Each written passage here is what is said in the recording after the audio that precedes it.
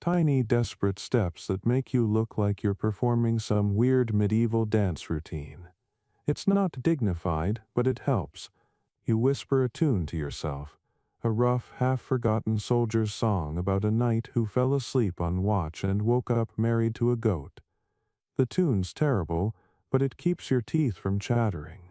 A fringe medieval chronicler once claimed that guards sang to keep the evil of the cold at bay. He may have meant keep from dying of boredom, but it's a noble interpretation either way. Hours blur. The night deepens, and frost forms on your beard or your chin if you've failed to grow one. Somewhere in the distance an owl calls, and you decide it's probably a good omen, though one 15th century superstition insisted owls meant death. Scholars still debate whether medieval people actually believed such omens or whether monks just exaggerated for drama. Personally, you decide that any creature surviving this temperature deserves to symbolize whatever it wants. By the 5th hour, your fingers are so stiff you can barely feel the spear. You remember the captain's warning: if you drop your weapon, you'll be on latrine duty. You picture the frozen latrine pit and immediately rediscover your grip strength. The torch finally dies with a hiss, and you're left in almost total darkness except for the stars. Tiny reminders that even in misery, something out there still shines. And then, just as your brain begins to melt from monotony, you hear a sound, a scrape, a whisper of movement down below. Your heart leaps into your throat. You're ready, alert, heroic, and then you realize it's just a goat, an actual goat, staring at you like you're the idiot for standing in the cold. You laugh quietly, a puff of mist curling from your mouth, and you mutter, "Good night, Sir Goat." The animal bleats once, unimpressed, and trots away into the darkness. You settle back into your stance, grinning faintly despite the ache in your bones. This is what it means to guard a castle. Not glory, not shining armor, but endless waiting, stiff joints, and small moments of absurdity that somehow make the night bearable. The moon slips lower. Your eyelids grow heavy. You tell yourself you'll just blink, just once. But as every weary guard in history has learned, that one blink can last until dawn. You quote the think after that first miserable night someone would have invented medieval thermal underwear, but no, just wool, linen, and optimism. You wake to a fresh gust of wind that feels like it came straight from a glacier with personal vengeance. Your breath fogs the air as you tug at your cloak, trying to decide which part of you deserves warmth most: your hands, your ears, or your sense of dignity. The senior guard tells you to layer properly, which in castle terms means wrapping yourself in so many fabrics you lose all human shape and start resembling an oddly dressed hay bale. Beneath everything, there's a linen undershirt. Because it wicks sweat, though, let's be honest, you're not sweating much in this temperature. Then comes the wool tunic, thick and scratchy enough to exfoliate your soul, followed by a cloak so heavy it could double as a family heirloom. Somewhere in the pile, you're fairly certain you misplaced your torso.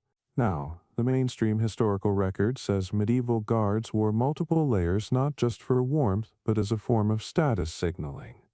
Fine fur linings meant higher rank, plain wool meant you were lucky to be paid at all. But the fringe detail you'd rather not test yourself. Guards sometimes stuffed moss or straw between layers as insulation. Yes, actual moss. You, right now, would kill for a heating pad. And some guy in 1387 thought, you know what'll keep me warm? Swamp garnish. And according to one dubious chronicler, a group of guards in northern England even used old parchment as padding. Nothing says budget armor like a chest full of recycled tax documents. The real trick, though, wasn't just wearing more. It was wearing smarter. Damp wool was your enemy, and if snow or sleet soaked your outer cloak, you might as well kiss warmth goodbye. Scholars still debate whether fur cloaks were actually practical or just symbols of wealth, because while fur traps heat, it also traps every drop of sweat and smell inside. You consider this as you sniff your sleeve, and wonder if smells like guard duty could ever be a compliment. Movement helps. You keep pacing, adjusting your belt, shifting your layers. The captain says, "Don't look cold.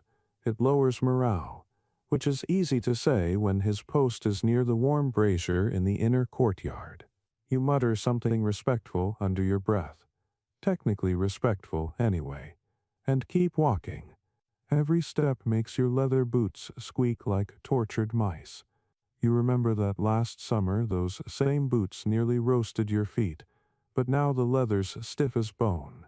You start to envy monks. Sure, they had no freedom, but at least they got to freeze indoors. When the wind shifts, it feels like a knife slicing through your cloak. You pull the hood tighter and try not to imagine what frostbite looks like. There's an old superstition, one you overheard from a veteran guard named Edgar, that if your breath turns silver in the moonlight, your body's losing more warmth than your soul can spare. Nonsense, obviously, though you discreetly test it and decide maybe Edgar wasn't wrong. To distract yourself, you inspect your layers again, like you're a tailor instead of a half popsicle. You marvel at the engineering, linen soft enough to lie against skin, wool spun by someone's grandmother a lifetime ago, leather so cracked it tells a story of hardship. Every piece in its way is a quiet act of defiance against winter. The funny thing about these layers is they give you a false sense of invincibility.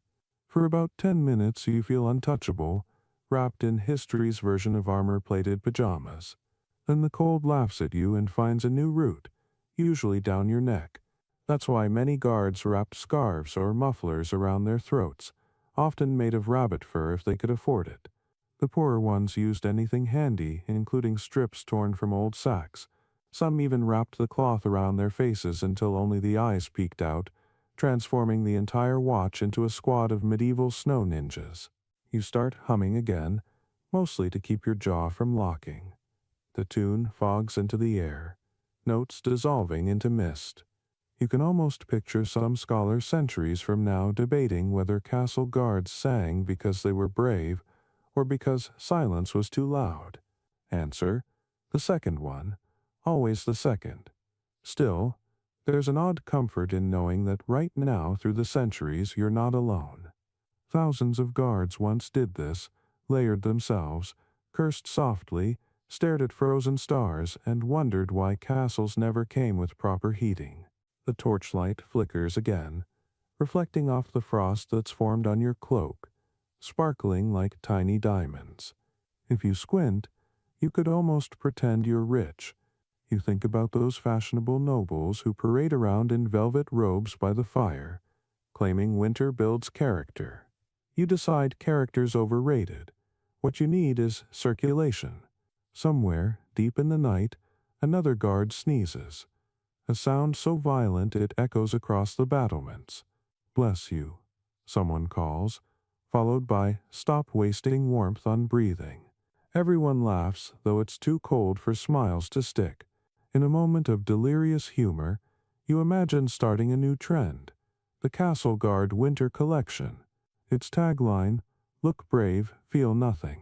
The first design, a wool tunic that doubles as emotional armor. Accessories include frozen snot icicles and regret.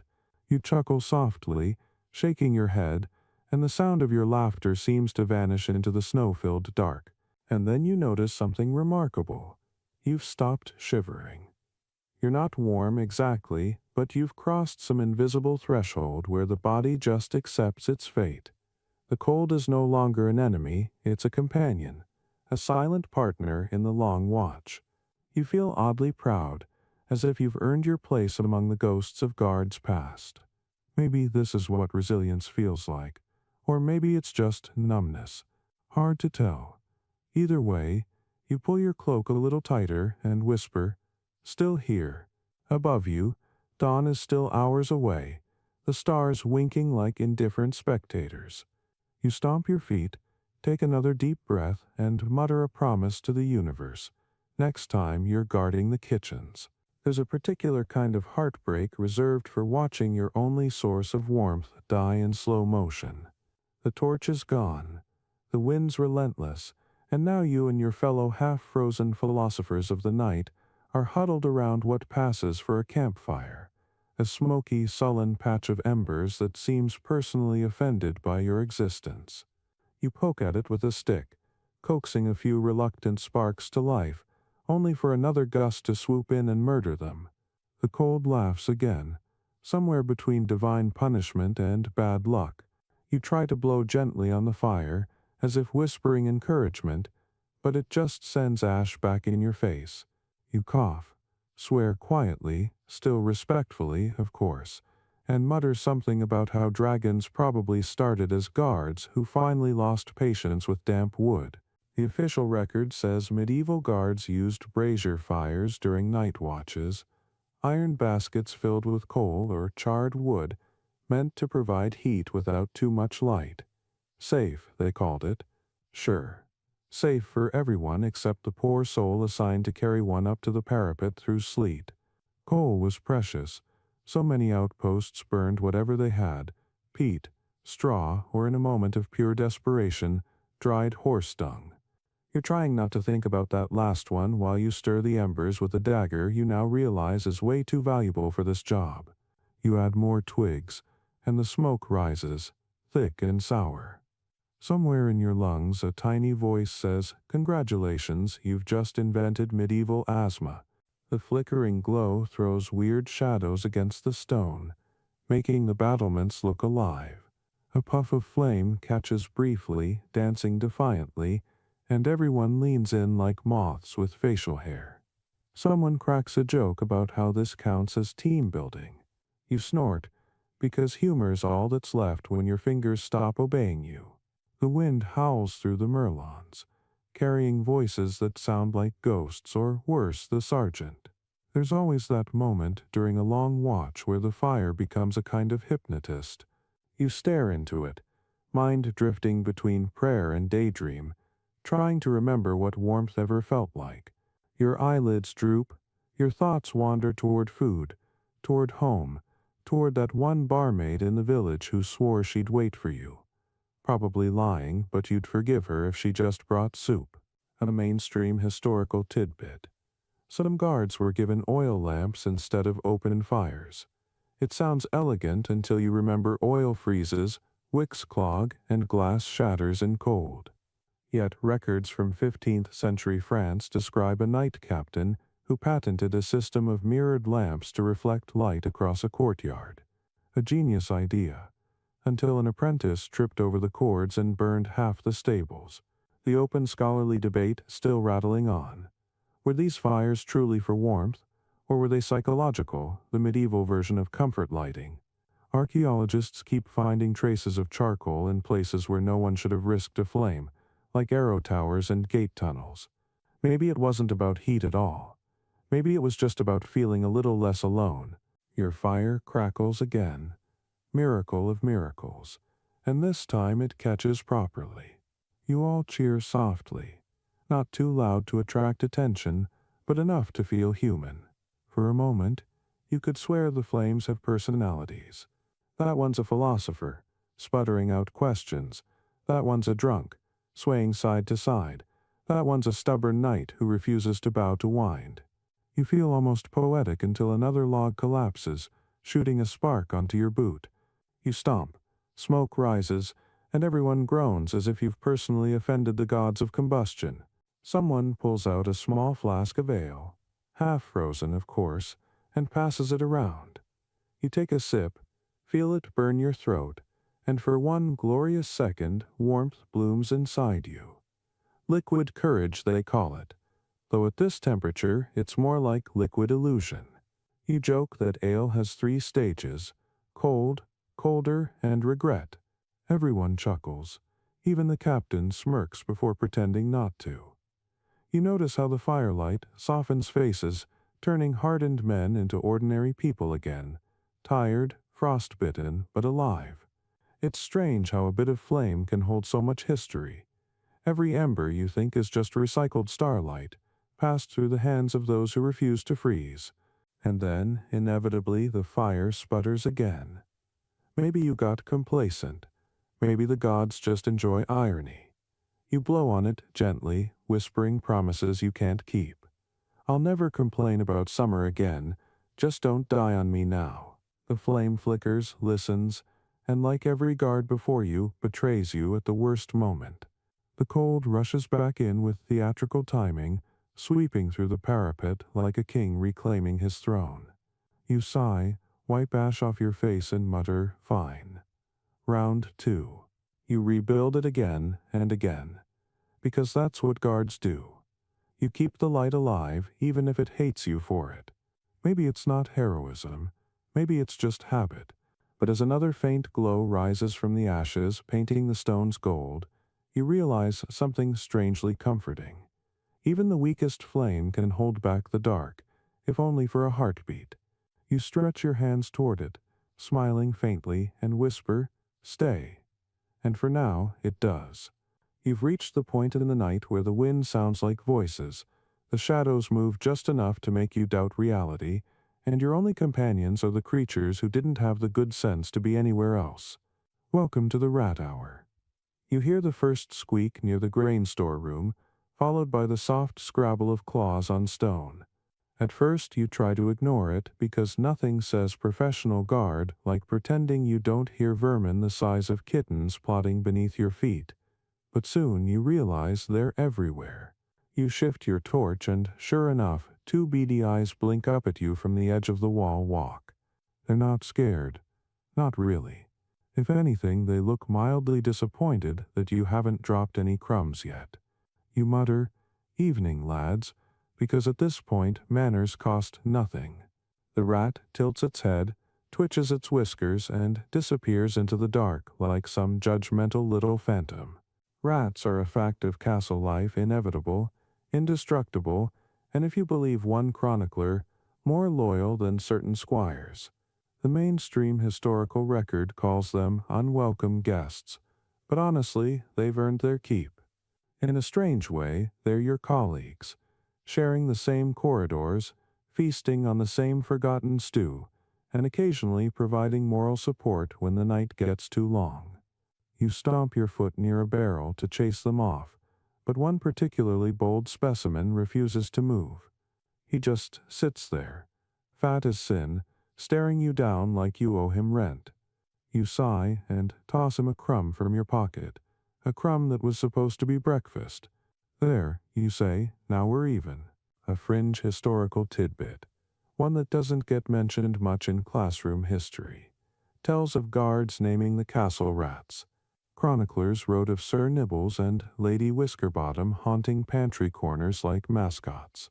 It wasn't affection so much as survival strategy. Giving something a name makes it less monstrous. One garrison in Bohemia reportedly had a rat so large they swore it was a shape-shifted thief, cursed by a wizard. The story goes they even saluted it every night before rounds.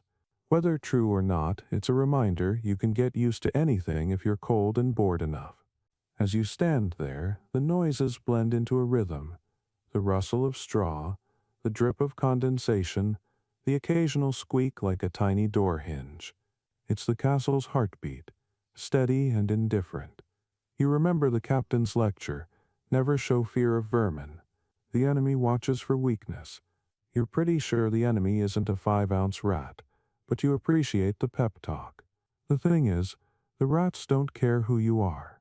Noble, peasant, guard, or ghost, you're all just warm furniture to them. They were here before you, and they'll be here after. A kind of furry immortality, powered by crumbs. Your boots crunch over something soft, and you freeze. Just straw, probably. You lean down with your torch to check, and, yep, a rat scurries right past your hand, dragging something that looks suspiciously like a piece of dried onion. You let out an undignified yelp, then quickly look around to make sure no one heard. Too late. One of your fellow guards down the wall grins in the firelight. "What's wrong?" he calls. "Lose your courage to a mouse?" You glare, mumbling. It was reconnaissance. Tactical. He laughs so hard his helmet nearly falls off, and even you can't help but smile. In the quieter stretches, you think about what rats have seen. Secret meetings, stolen kisses, betrayals whispered in the dark. Every royal scandal probably had an audience of whiskered witnesses. Scholars still debate whether medieval people actually blamed rats for disease, before the Black Death made them famous villains. The popular myth is that everyone hated them, but some castle inventories show grain set aside for the keeping of cats and small creatures. That phrase, small creatures, feels suspiciously polite. Maybe they didn't hate the rats after all.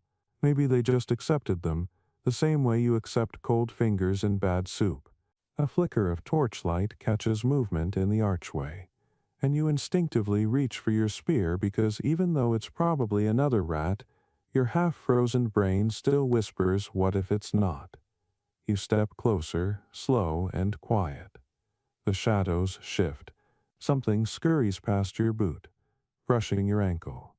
You jump a full inch off the ground, which in chainmail feels like an Olympic event. You glance down, ready to swing, and it's just a mother rat, carrying her baby by the scruff.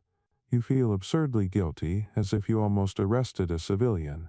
You lower the spear, whisper, "Carry on, ma'am," and watch her vanish into the darkness. There's a strange peace in the stillness afterward. The wind moans through the battlements. The stars stare back, and the rats continue their tiny, endless patrols. They remind you of yourself, in a way always moving, always scavenging for scraps of warmth or meaning. You lean against the cold wall, trying to convince yourself your nose isn't freezing off, and you think maybe the rats have the right idea. Stay low, stay quiet, find food wherever you can, and outlive everyone who calls you a nuisance. You grin faintly at the thought. Somewhere down the corridor you hear a rustle, probably another whiskered friend, and decide not to investigate. Tonight, you're not fighting the rats. Tonight, you're on the same side, and if the captain complains tomorrow about missing grain, well, maybe you'll just tell him the rats were hungry for justice. You never think about beer as a survival tool until it turns into a brick. Tonight, the jug that's supposed to warm your soul has become a medieval popsicle, and you're standing there debating whether to chew it or cry. Every guard knows the sacred ritual. Halfway through the night watch, you pass around the ale jug, warm if you're lucky, cold if you're cursed, and share a few swigs to convince yourselves that you're brave, competent, and maybe even heroic. But the moment you pick it up now, it's clear this one lost its battle hours ago. You shake it, and nothing moves. Solid. The drink that built empires has frozen stiff. You tap the side, hoping for a miracle, and it makes a dull thunk sound like the inside of your skull at 3 a.m. The historical texts love to romanticize this moment. Men of steel fortifying their spirits with stout and courage. But let's be real. This is liquid regret encased in frost. The average guard's ale wasn't strong enough to stay liquid through a winter night. Most of it was thin, watery stuff called small beer. Barely alcoholic, meant more for hydration than merriment. It had just enough barley to make you feel like civilization hadn't completely abandoned you. You sigh, pry the cork loose, and take a tentative lick.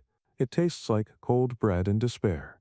The guy next to you laughs, a rough, chapped sound that breaks the silence. "What's the matter?" he says. "Too crisp for your palate?" You roll your eyes. "I was expecting vintage, not sorbet." He chuckles again and rubs his hands together near the brazier that's pretending to be a fire. In the distance, you hear someone cursing about spilled oil, followed by the unmistakable clatter of a pail. Another night, another disaster narrowly averted. You look at your frozen jug, then at the weak fire, and wonder whether to thaw the ale or your fingers first. It's a tie. There's a fringe story, one that scholars debate endlessly, about a northern garrison where the guards learned to drink their beer hot. The method? Pour ale into a metal cup, dunk a heated poker in it, and pretend it tastes good. Some claim this practice inspired later recipes for mulled wine. Others argue it just created a lot of disappointed soldiers with burned lips. Either way, you'd try it in a heartbeat right now. You glance at your spear's metal tip, glowing faintly from the brazier, and for a moment you seriously consider culinary innovation. Then you remember the captain's last words. If anyone uses their weapon as a cooking implement again, they're scrubbing latrines till spring. You decide frostbite might be preferable. Still, desperation breeds creativity. You tuck the jug under your cloak, hoping your body heat might coax a few drops back to life. It's like hugging a glacier, but you're committed. As minutes pass, the ice softens a little, enough that you can tilt the jug and get a few slushy sips. It's barely drinkable, lukewarm sorrow with a hint of yeast, but the warmth that spreads through your chest is real, even if it's mostly placebo. You hand the jug to the next man in line, who gives a solemn nod before taking his turn. The ritual continues, each sip a toast to survival, each exhale a cloud of mist and pride. The scholarly debate here is whether guards genuinely enjoyed their nightly ale or just used it as liquid hope. Monks in the 13th century wrote recipes for warming brews with herbs like rosemary, sage, or even a pinch of pepper to stir the blood. Imagine explaining that to your modern doctor. Yes, my treatment plan is beer with spices twice nightly. Some of those concoctions probably tasted awful, but they worked at least long enough to make you forget how much your toes hurt. By the time the jug makes its second round, spirits have lifted. One guard starts humming. Another tells a half-remembered joke about a knight, a miller, and a very confused goose. You laugh, not because it's funny, but because laughter itself feels like warmth. For a few minutes, you're not just a shivering human wrapped in damp wool. You're part of something ancient and stupidly noble. The camaraderie of people who know that tomorrow will be just as cold, and they'll still show up anyway. The jug's empty now, though it barely mattered. You wipe your mouth with your glove, glance at the horizon, and notice the faintest silver glow, the hint of dawn playing shy behind the clouds. You think about all the guards who stood here before you, clutching their frozen ale, whispering jokes into the void. Maybe they complained too, or maybe they just accepted it as part of the deal. Either way, you're in good company. As the last embers crackle and fade, you pat the jug affectionately and whisper, "Thanks for trying." It's not much of a drink, but it's a small defiance against the cold. And in this world, that's enough. There's a cruel irony in medieval life. The very thing that's supposed to protect you can also freeze you solid.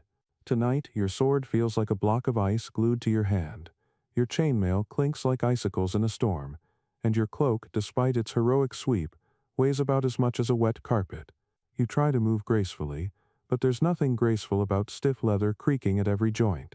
The wind howls down from the battlements and turns every bit of exposed metal into a tiny torture device. You grip the hilt tighter, purely out of stubbornness, though you're half convinced the sword might never come off again. In truth, the phrase cold steel was probably coined by a guard like you, right after realizing his weapon could double as a popsicle stick. Historical accounts love to portray castle guards as stoic warriors in gleaming armor, but no one writes about what it's like to wear 50 pounds of freezing metal in the dead of night. Chainmail, for example, doesn't just chill, it holds cold. The interlocking rings become little traps for icy air, and once frost settles between them, congratulations, you're now a walking wind chime of regret. That's why some clever guards lined their mail with wool or leather, though that usually meant smelling like damp sheep by morning. A famous chronicler once praised a certain French knight for his endurance of frost in mail, but omitted the fact that said knight's squire spent an hour prying him out of his armor at sunrise. Scholars still debate whether that was bravery or just bad design. You look down at your own cloak, the only thing standing between you and hypothermia. It's thick wool, frayed at the edges, dyed the color of mud because apparently fashion dies north of the courtyard. The fringed tidbit, cloaks weren't just fashion, they were multi-tools. Guards slept in them, used them as makeshift blankets, even bundled them into pillows when exhaustion hit. There's a record of one English garrison where the men stitched small pockets inside their cloaks to hide snacks or lucky charms. Primitive, but genius. Yours doesn't have pockets, which is a tragedy because you could use a snack right now. You tug the cloak tighter, pressing it against the armor beneath. The mix of textures, wool, iron, leather, is both protective and miserable. You move your arm and feel a shiver run through the metal. The sound isn't heroic. It's hollow, like a blacksmith sighing in disappointment. Still, you can't take it off. Regulation demands full gear during watch. That means helmet, chainmail, sword, dagger, and a breastplate that now feels like it's storing all the world's ice. You can't help but wonder if honor's really worth frostbite. Somewhere, deep in the archives, there's a debate about whether guards truly needed to wear armor on routine patrols. The romantic historians say yes, It projected discipline and readiness. The practical ones argue it was theater, pure and simple. No one's attacking a castle in the middle of winter. Even invaders have the sense to stay by the fire. You lean toward the second opinion, mostly because your teeth are chattering too hard to look disciplined.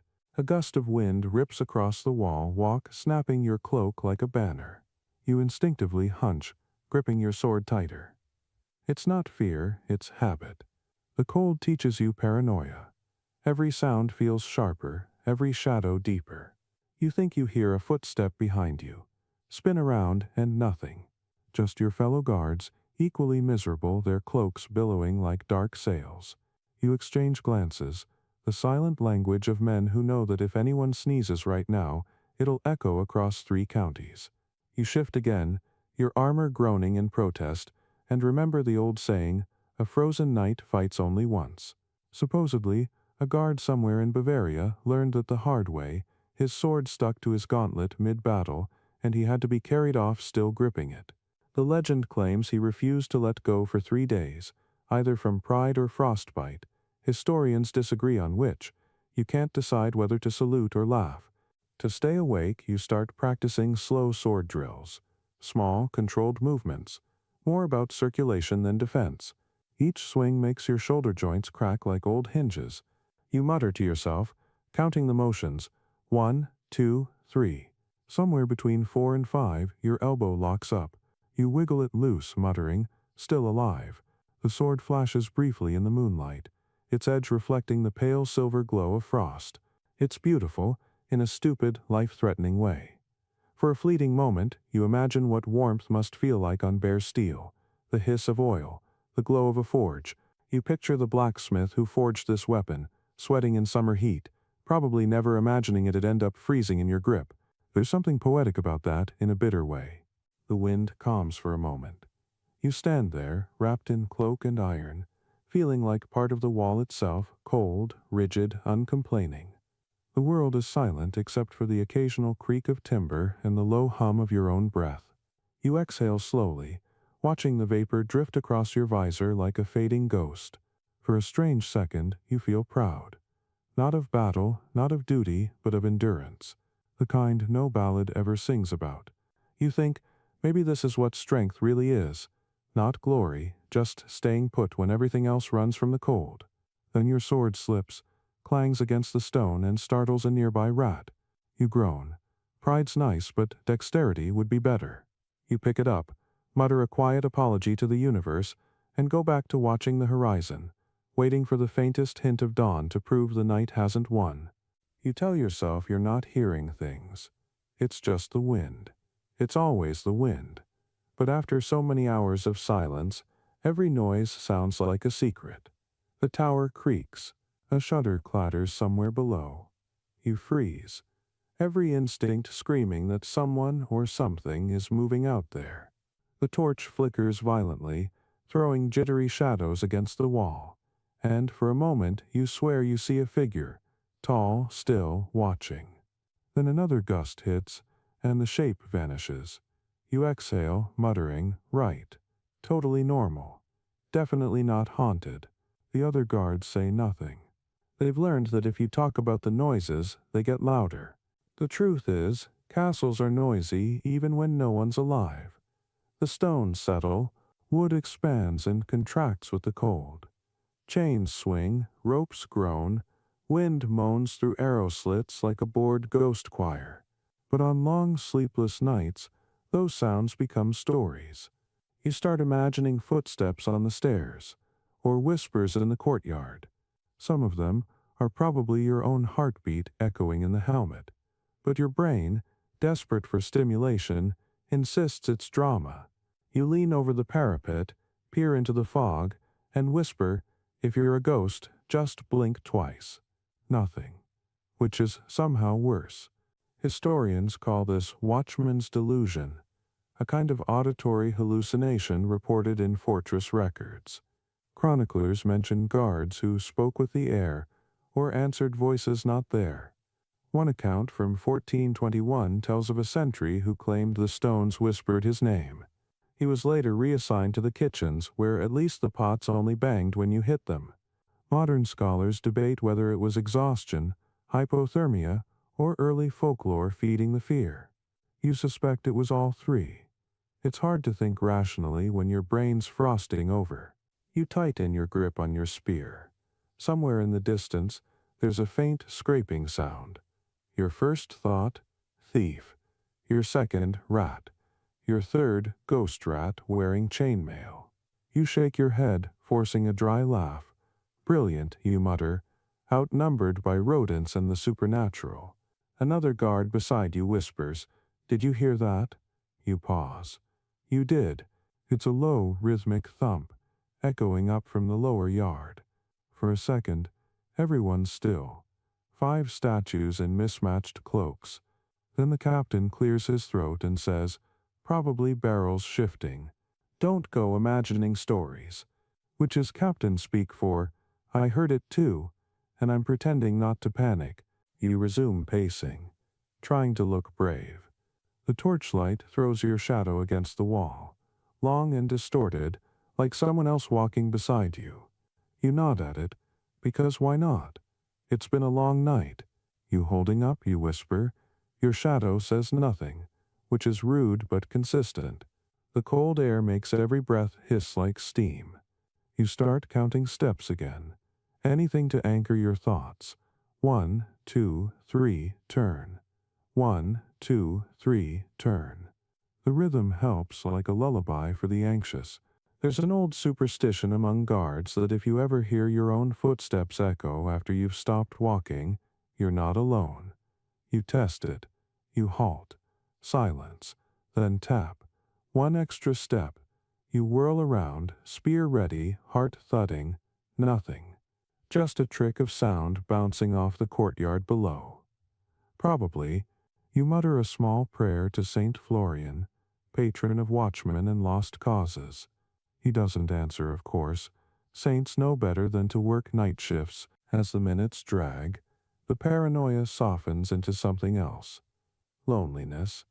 You realize that beneath all the noise, there's a strange intimacy in keeping watch while the world sleeps. You're part of a quiet brotherhood, invisible but vital, whose only job is to notice the things no one else wants to see. That thought comforts you, briefly. Then another faint creak cuts through the air, and you decide comfort's overrated. You raise your torch and glance toward the stairwell again. It's empty. Just stone, darkness, and the faint glimmer of frost on the steps. Still, you can't shake the feeling that someone was here. Just moments ago. Maybe another guard passing through. Maybe your imagination keeping you company. You sigh, lower your arm, and say softly, "If you're real, I'd appreciate a shift change." The silence that follows is almost kind. At last, a bell rings in the distance. The quarter-hour mark, thin and weary, echoing through the halls. You close your eyes and breathe. No ghosts, no thieves, no traitors, just wind, walls, and whispers, your eternal co-workers. You laugh quietly, shaking your head. "Fine," you tell the night. "You win, but at least I'm still here to hear you." You never forget the first time the alarm bell rings on your shift. It's supposed to mean danger, invasion, doom, but more often it means someone sneezed too dramatically. The first clang slices through the night like a blade, echoing off the courtyard walls, and every muscle in your body tenses. You drop your half-frozen spear, your cloak tangles around your legs, and your heart starts tap-dancing against your ribs. All along the wall walk, other guards leap up, weapons scraping, eyes wide and wild. And then nothing. No arrows, no shouting, no invaders climbing the walls, just silence, and the slow, embarrassed realization that the threat was the stable boy sneezing hard enough to shake a ladder. You groan, lean on your spear, and mutter, "Ah yes, the most fearsome enemy of all, seasonal allergies." The bell, that iron tyrant, hangs above the gate tower, always ready to humiliate whoever pulls its rope. In theory, it's your lifeline. Ring it, and the castle awakens, ready for battle. In practice, it's the 14th century version of an overactive car alarm. Historical records show guards were fined for raising alarms without cause, though the definition of cause was flexible. A flicker of torchlight, a startled pigeon, a loud fart, any of these might have earned you a night of scrubbing the latrines. The mainstream sources say the alarm system was a marvel of coordination. Fringe historians note it mostly served to keep sleepy guards terrified of making mistakes. You believe the fringe. Tonight, it's your turn at the rope. You can feel the weight of responsibility, literally, since it's attached to a massive bronze bell designed to wake the dead. You eye the darkness, scanning for movement. Every so often, the wind makes the banners snap, and your fingers twitch. Your brain whispers, "Pull it," but your common sense screams, "Don't you dare." The last guy who rang it without proof had to clean the guard dog's kennel with a toothbrush. You swear the bell almost wants you to panic. It sways faintly in the draft, humming just enough to sound alive. To keep yourself steady, you recall the old rule of 3. Only ring if you see 3 signs of danger: movement, sound, and smell. Which makes you wonder what invaders are supposed to smell like. Answer probably better than this tower. You chuckle softly, but then freeze. The faint sound of footsteps drifts from below. You lean out over the parapet, squinting. Nothing. Just mist crawling over the courtyard stones. The footsteps stop, then start again. Rhythmic and deliberate. You reach for the rope, heart hammering. The captain's words echo in your head. Don't ring it unless you'd bet your life on it. You sigh. Well, you mutter, guess I'll just freeze quietly then. The footsteps grow louder. Then suddenly, a shout from below, "Don't panic, it's me." It's just Walter returning from his unauthorized break, which likely involved something flammable and frowned upon. You slump against the wall, equal parts relieved and furious. Next time, you call down, "I'm ringing it on your head." He waves lazily and disappears inside. You look at the bell again, shaking your head. It sways slightly, mocking you. You're loving this, aren't you? Later, around what feels like midnight, it happens again, another clang. This one's real, loud, urgent. Everyone jolts upright. You grab your spear and run to position, adrenaline replacing blood. The bell keeps ringing, echoing like thunder until the air itself seems to vibrate. You brace for impact, for screaming, for the chaos you've rehearsed 100 times in your head. Then a voice shouts from the courtyard. It's the cook. He dropped a pot. You can't decide whether to laugh or cry. The bell rings twice more before someone stops it, and for a long moment the castle just stands there, wide awake, shivering, furious. The captain stomps out of his quarters, hair sticking up like a war banner. "Who?" he roars. "Woke me for soup?" Nobody answers. You suddenly find the stars fascinating. Punishment follows, of course. The cook loses stew privileges for a week, and the bell rope is moved higher so fools and culinary disasters can't reach it. The captain gives another long speech about discipline and alertness, which you listen to while silently promising the universe that if you survive this winter, you'll never mock alarm bells again. You will, but that's future you's problem. When calm finally returns, you settle back into position, watching the bell sway gently in the moonlight. Its tone lingers in your ears like a phantom heartbeat. Maybe it's not just a nuisance after all. Maybe that sound, the panic, the awakening is part of what keeps the castle alive. You lean your head back against the wall, close your eyes and whisper, "Next time, just wake me for dawn, not disaster." The wind whistles through the tower's slit windows, almost laughing in reply. The moon is bright tonight, too bright, really. It turns every puddle into a mirror, and every guard into a silhouette, a paper cutout pinned against the silver sky. You shift your weight and glance down the wall, walk where the other sentries look like ghosts pacing in slow rhythm. Somewhere below, an owl calls once, sharp and clean, and the sound echoes through the empty courtyard. It's beautiful, but it also reminds you how utterly alone you are. There's something about moonlight that makes you remember every warm thing you've ever lost.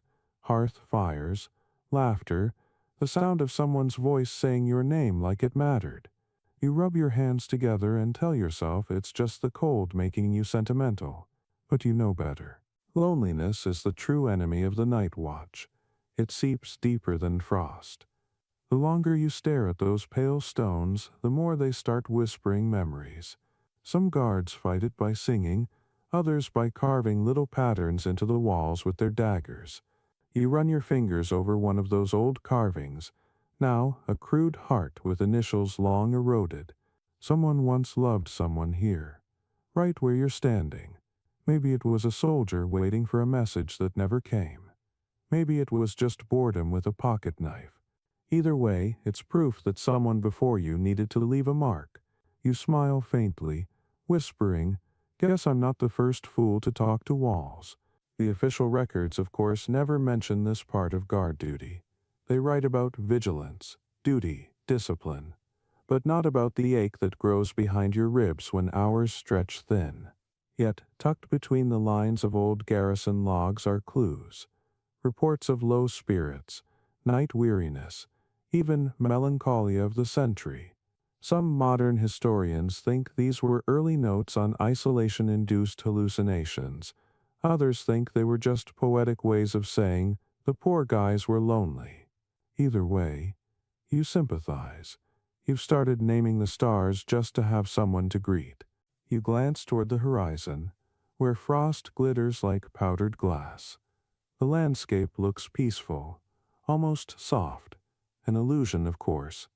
Beyond those walls lie wolves, outlaws, and whatever lurks in the human imagination at 3 a.m. But right now, under the moon, it feels like the whole world's holding its breath. You think of home, of warmth, of people who might be asleep in beds that don't shake with wind. You wonder if they ever think of the guards who keep the dark at bay. Probably not, but that's okay. The beauty of this job is its invisibility. You keep watch so others don't have to. To keep your spirits up, you hum softly. An old song about spring coming back, the kind your grandmother might have sung while stirring soup. The tune wavers in the air, thin but steady. For a moment, you almost feel it working, like warmth sneaking back into your bones through melody. There's a legend that guards who sang under the full moon never caught frostbite, though scholars still argue whether that was medical advice or just wishful thinking. You decide to believe it anyway. Then you see it, movement below in the moonlight, a shadow slipping along the outer wall. Your heart jumps, but no, it's just one of the castle dogs, tail wagging lazily as it patrols the yard. You chuckle softly, the laugh fogging in front of your face. The dog pauses, looks up, and for a strange moment it feels like you understand each other, two creatures awake when everyone else sleeps, sharing the same cold silence. You settle back against the wall, letting your thoughts drift. Somewhere deep in your chest, the loneliness shifts, softens, becomes something else, something almost peaceful. There's a rhythm to the night, a pulse that hums through the stones. You realize you're part of that rhythm now, part of the story carved into these walls by generations of unseen watchers. The carvings, the whispers, the faint songs, they're all echoes of the same truth. Nobody truly guards a castle alone. Above you, the moon hangs heavy, patient, eternal. You whisper to it, half a prayer and half a joke, "Keep me awake till dawn, will you?" And though the moon says nothing, its light lingers on your armor, bright and kind, as if answering yes. You'd think that standing guard through a frozen night would be the hardest part of the job, but you'd be wrong. The real challenge comes when your stomach starts growling louder than the wind. Around midnight, when the world turns quiet enough that you can hear your own heartbeat, the castle kitchens come alive with faint, maddening smells. Someone's boiling broth for the early watchmen. Thin, smoky, more steam than substance, and the scent crawls up the stairwells like a ghostly promise. You swear you can taste it from here.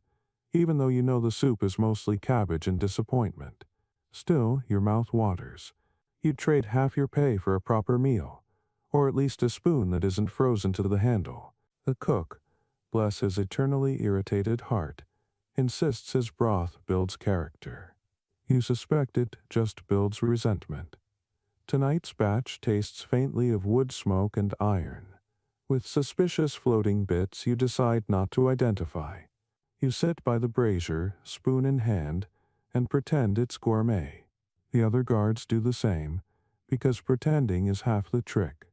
There's an unspoken rule here: no one insults the soup aloud. You joke about the weather, the captain, even the rats, but never the soup. The soup listens. The last man who complained too loudly found an extra ingredient in his bowl the next night, a small, unmistakable feather. You all took that as a sign of divine retribution, or at least of the cook's sense of humor. The air around you smells of smoke and wet wool. The fire spits and hisses, burning damp logs stolen from the storeroom. Someone coughs. Someone else mutters, "Could be worse," which is the castle's unofficial motto. The slop bucket sits nearby, a grim reminder that everything eaten must eventually be uneaten. It's frozen at the edges now, a macabre ice sculpture dedicated to bad digestion. You try not to look at it while you eat. The captain once said, "A guard must keep his stomach strong," but you're convinced he meant ignore the horrors of castle plumbing. Still, there's camaraderie in this misery. You pass the ladle to the next man whose gloves are so stiff he has to cradle the bowl with both hands like it's a newborn. He takes one sip, grimaces, and declares it a masterpiece of mediocrity. Everyone laughs. Real laughter this time, the kind that steams in the air like breath from a forge. For a few minutes, warmth isn't just a physical thing. It's shared, traded between jokes and sighs. Someone tells a story about a guard who once tried to season the soup with stolen wine, only to have it confiscated by a monk who claimed alcohol weakens vigilance. You all agree the monk was clearly never cold in his life. A mainstream historical fact. Garrisons often had to live off one pot of stew for several days, replenishing it each morning with whatever new scraps appeared: roots, bones, herbs, or mystery meat no one dared identify. Historians call it perpetual soup. You call it whatever this is. It's rumored some castles kept their cauldrons simmering for years, the flavor deepening like an accidental relic of time. There's even a fringe claim that one fortress in Wales had a broth so old it was considered sacred. Soldiers swore it could cure melancholy. You glance at your bowl, taste nothing but ashes, and think, if this is holiness, I'm fine being a heretic. The smoke from the fire thickens, curling into your cloak and stinging your eyes. It makes everyone tear up a little, which you pretend is emotional bonding. The tower walls are streaked black from centuries of the same soot, proof that every generation of guards sat right here, choking on the same smoke, laughing at the same jokes. You take another spoonful and sigh. It's terrible, but it's your terrible. You earned this soup, this smoke, this moment. Somewhere outside a bell tolls softly, marking another hour gone. The laughter fades, replaced by the faint crackle of fire and the gentle clink of spoons against bowls. The men grow quiet again, staring into the embers like they're windows into somewhere warmer. You feel the heaviness in your limbs, the slow slide of fatigue that makes even misery feel comforting. The slop bucket sits untouched. The soup cools. The night presses closer. You stretch, roll your shoulders, and rise to your feet, your armor creaking. "Back to it," you murmur. Someone grunts in reply. You grab your spear and glance at the fading glow of the brazier one last time. It's almost gone, but not quite. Just enough light to find your way back up the wall. You smile faintly. The soup might be terrible, but it's proof of life, of something stubborn and human that refuses to freeze. You step into the cold again, the air biting at your face, and whisper to yourself, "Round 2." There's a point deep into every winter night when the world stops making sound. Not just quiet absence, the kind of silence so total you start wondering if the air itself froze mid-breath. You stand there on the parapet, half dreaming, half awake, watching the torches flicker low, and it hits you that you can hear your own blood moving behind your ears. It's unsettling, like being trapped inside a seashell carved out of stone. You stamp your boots just to make noise, just to prove you still exist. The echo bounces back lazily, like it, too, is tired of this shift.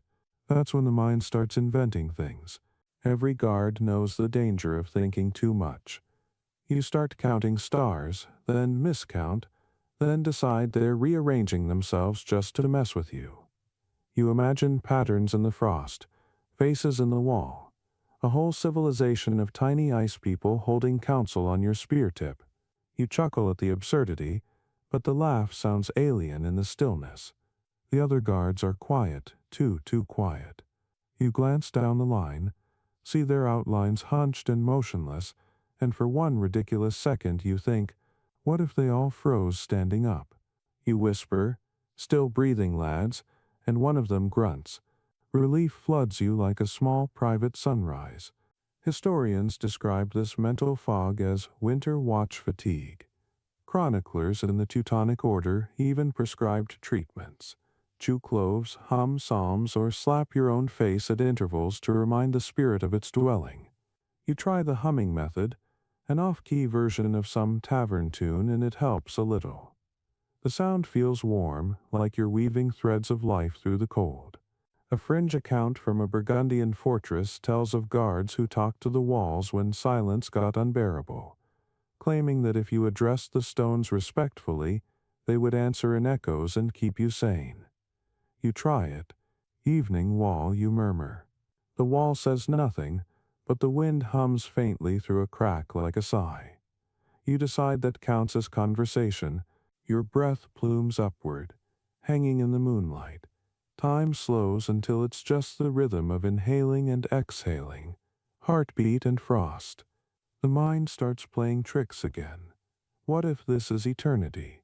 What if you've always been here, a single soul pacing an endless wall while centuries change below? You shake your head violently. Too much imagination, not enough caffeine. Well, if caffeine existed yet, you settle for pinching your arm through the cloak. Pain means warmth. Warmth means life. There's a kind of beauty in the silence once you stop fighting it. You start noticing the small details, the glitter of frost on the stones, the faint crack when ice shifts in the mortar, the delicate hiss of your exhale. Even the stars seem to shimmer louder. For a moment you think you can hear the castle breathing, the slow inhale of ancient stone cooling in the night. Maybe that's why people built these places so thick, to keep a heartbeat inside when the world outside goes dead. Still, you crave sound. You take a coin from your pocket, a bent, useless one, and flick it across the battlements, just to hear the clatter. It bounces 3 times, spins in a lazy circle, and stops. The noise echoes far too loud, and suddenly you're terrified you've woken something older than the castle itself. You whisper, "Sorry," because you never know who's listening at this hour. The captain told you once that a good guard listens for what isn't there. The missing noise, the sudden hush that means trouble. Tonight, though, the absence feels endless. You wonder if he'd still call it vigilance or just losing your mind gracefully. You pace again, counting your own footsteps like a metronome. 1, 2, 3, pause. The pattern keeps the silence from swallowing you whole.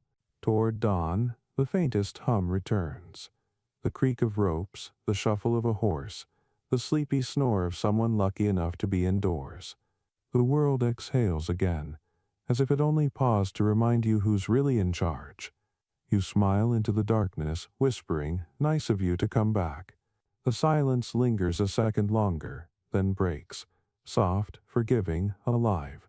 You take one last deep breath, feeling the cold sting your lungs, and realize that somewhere between madness and duty, you've found a strange kind of peace.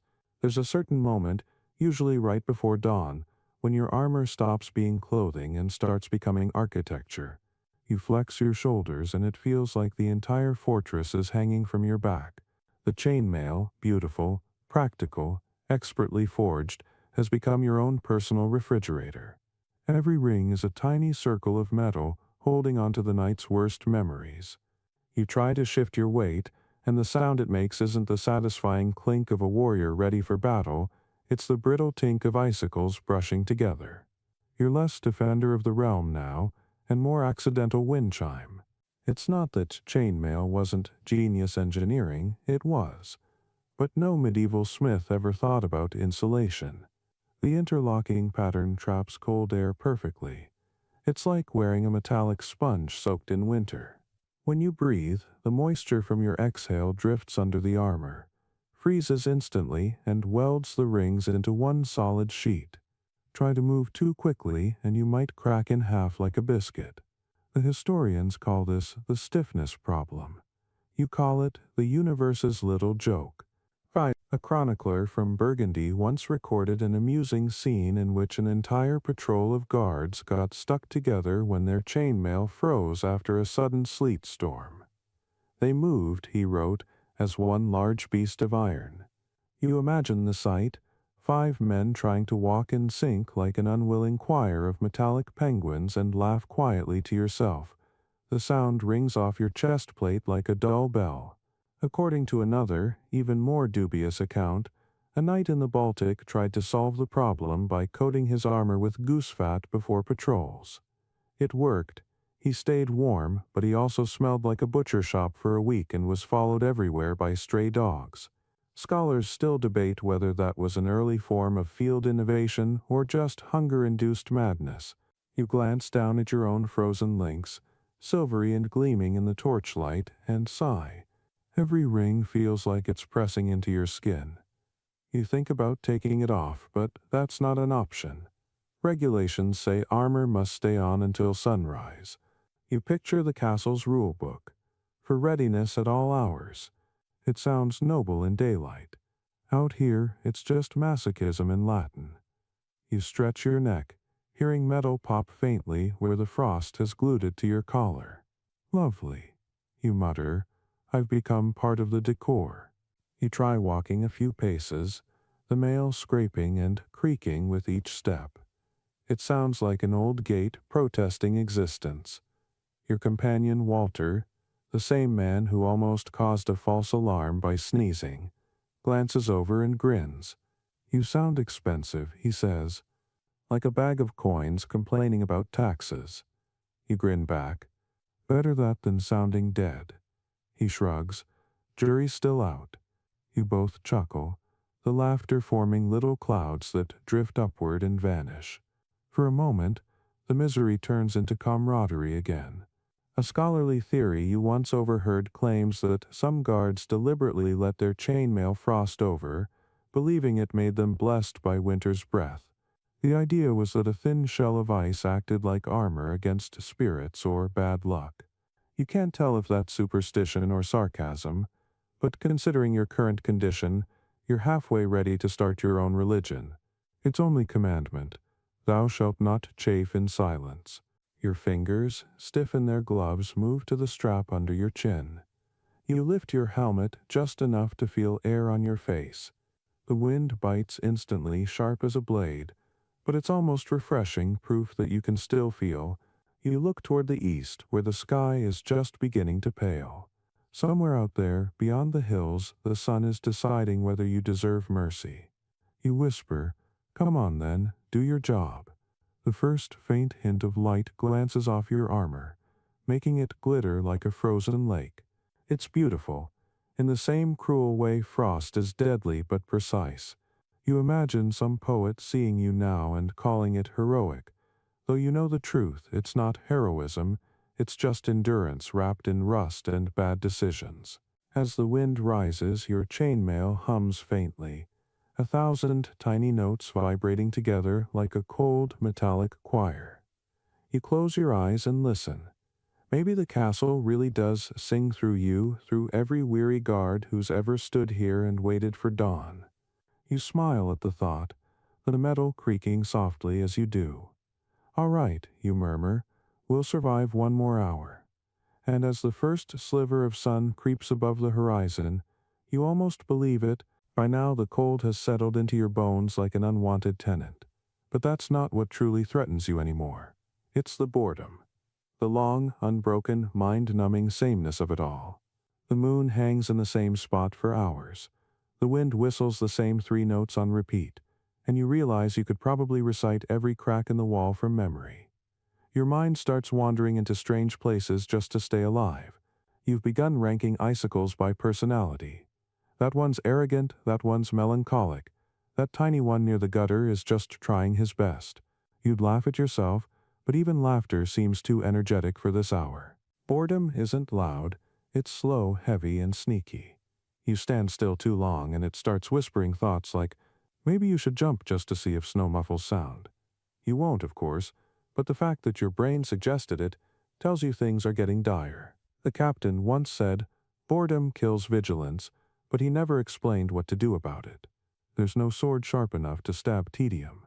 You try talking to the other guards, but conversation's tricky when everyone's half frozen and mentally elsewhere. Walter mutters something about how his boot feels like it's housing a family of hedgehogs. Another guard, Gareth, you think, starts humming the same 4 notes of a tavern song on repeat until someone throws him a pebble to make him stop. After a few minutes, even that feels too exciting. The silence returns, thick as stew. So you invent games. You count how many seconds it takes for your breath to vanish in the air. 6 if the wind is steady. You guess which icicles will fall first. You imagine that the snowflakes swirling down are coded messages from the gods. If one lands on your hand, you win immortality. One actually does, and you whisper, "Well then," feeling marginally better for half a heartbeat before it melts. History doesn't talk much about this kind of warfare, man versus monotony.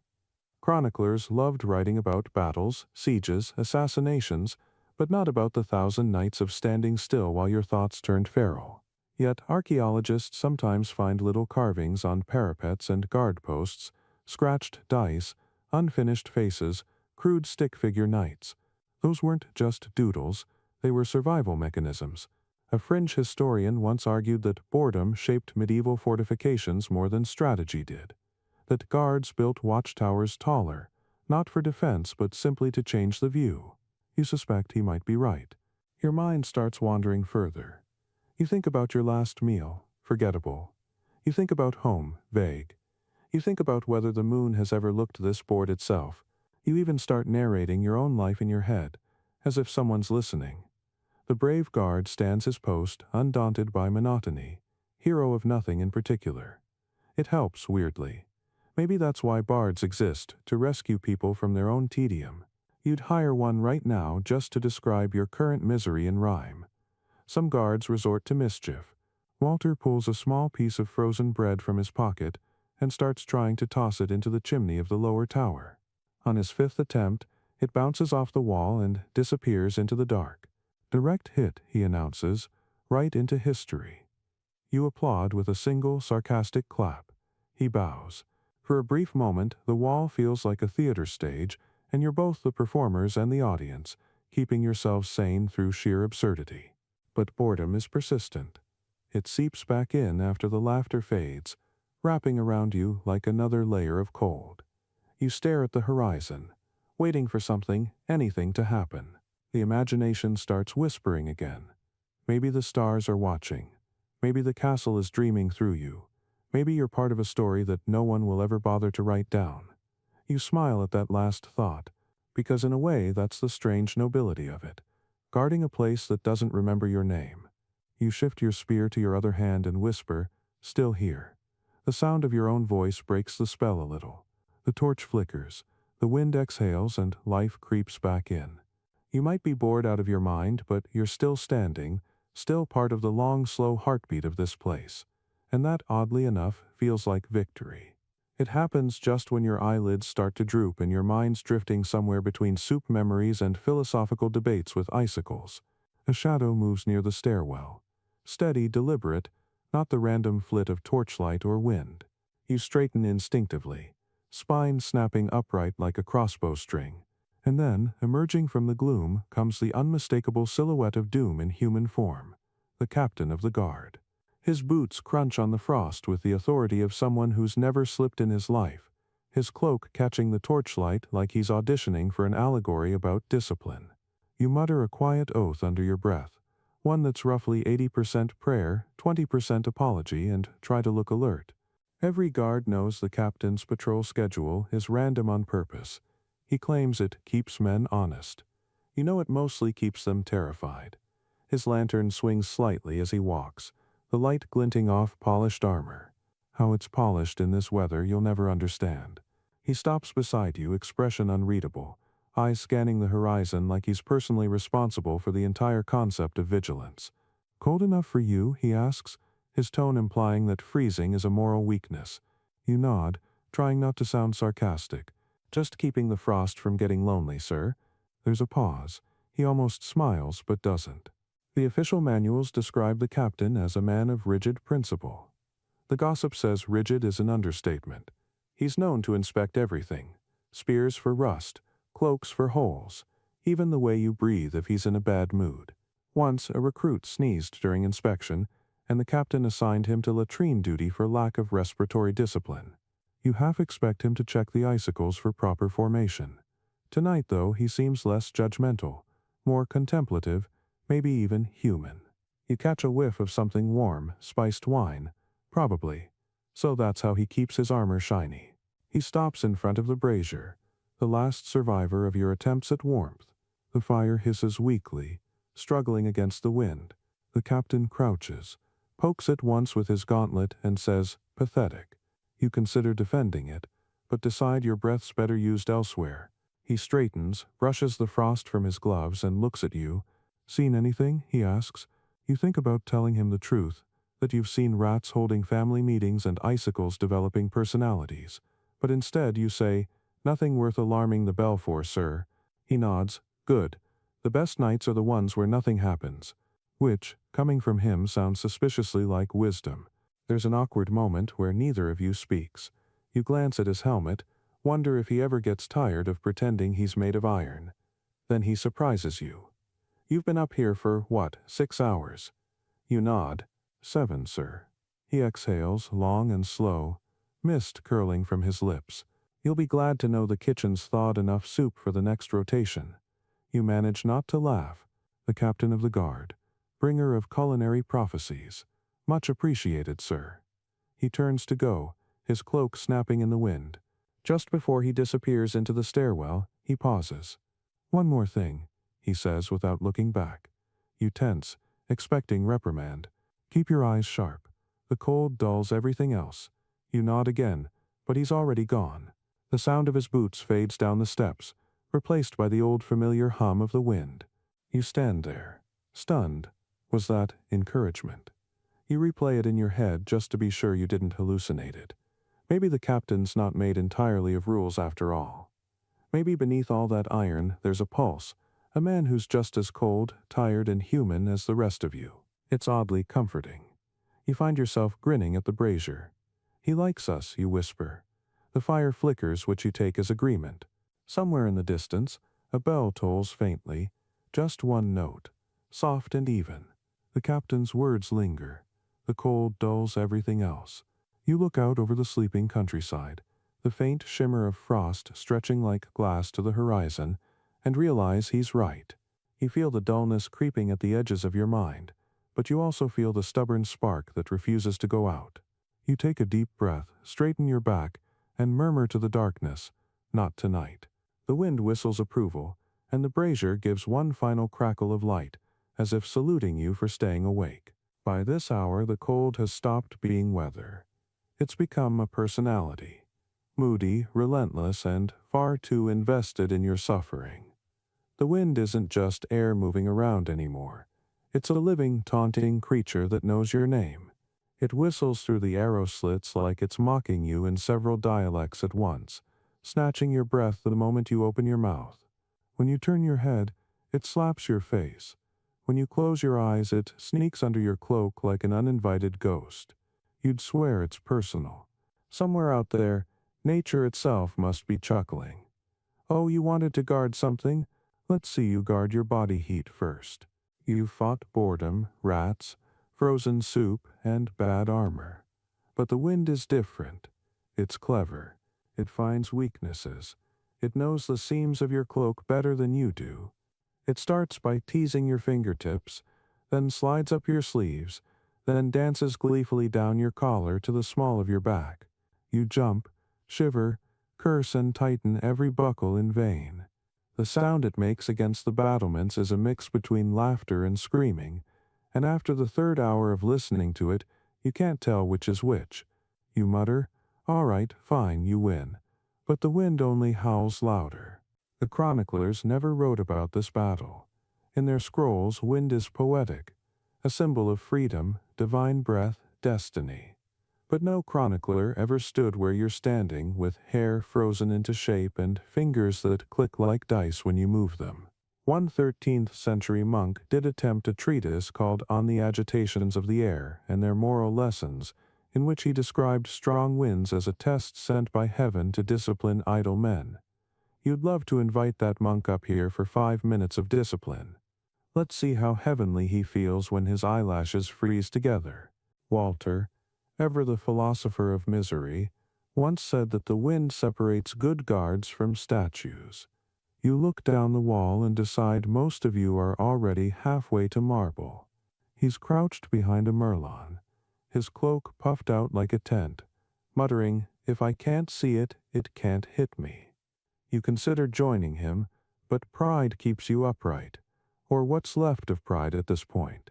You turn sideways to let less surface area take the hit, a trick veterans call the fortress lean.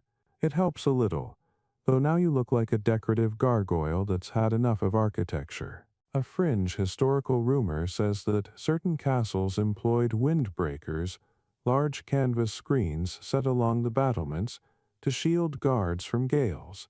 But these were expensive and often stolen by the same men meant to benefit from them. One lord reportedly discovered his windbreak curtains mysteriously repurposed into blankets in the barracks. You don't blame them. If the choice is between surviving the wind or impressing the Lord, most guards would pick living every time. You try breathing through your scarf, but even the air tastes sharp, metallic, like you're inhaling invisible knives. You start counting seconds between gusts, as if you can predict its rhythm. There isn't one.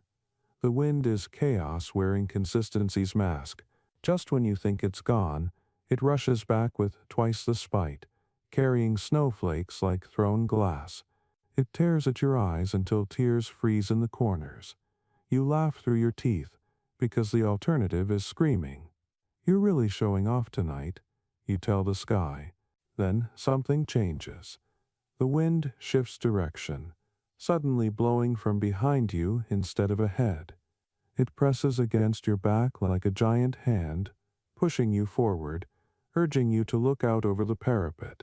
The clouds part for a second, revealing the whole valley below, white, glistening, endless. It's breathtaking in both the literal and poetic sense. For once, the wind doesn't feel hostile.